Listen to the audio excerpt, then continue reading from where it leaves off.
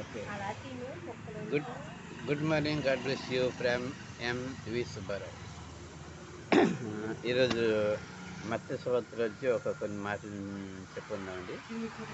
మత్స్య సువార్తని కొన్ని మాటలు చెప్పుకుందాం. పిల్ల రాకపోతే పిల్ల మత్స్య సువార్త 25 నుంచి కొన్ని మాటలు చెప్పుకుందామంటే ఏంటంటే, పరలోక రాజ్యం ఒక మనుష్యుడు దేశాంతరం పోయి తన దాసుని పిలిచి తన ఆస్తిని ఇచ్చిన విధానం.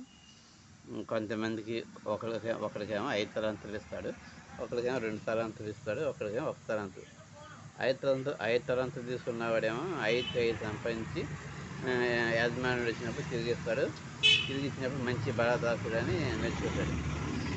సో డిస్టర్బ్గా ఉంటుంది, క్షమించండి. అది 2 వారిని కదా.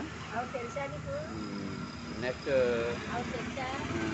రెండోది, రెండో వ్యక్తికి 2 తలాంతులు ఇస్తాడు. 2 తలాంతులు ఇస్తాడు. 2 తలాంతులు ఇచ్చిన వ్యక్తి 2కి 2 4 తలాంతులు ఇచ్చి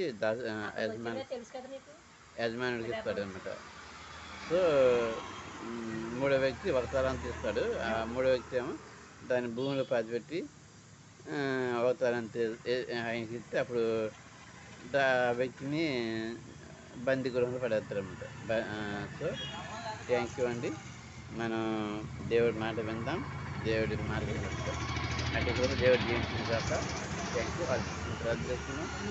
పల్లె స్వతంత్రం తండ్రి కుమార పరిశుద్ధాత్మ దేవకరణ మా పని మమ్మల్ని ప్రస్తుతమైంది సుదర్శన వారిని సుదర్శన నన్ను మొక్కుతుంది ఆరాధించబడింది.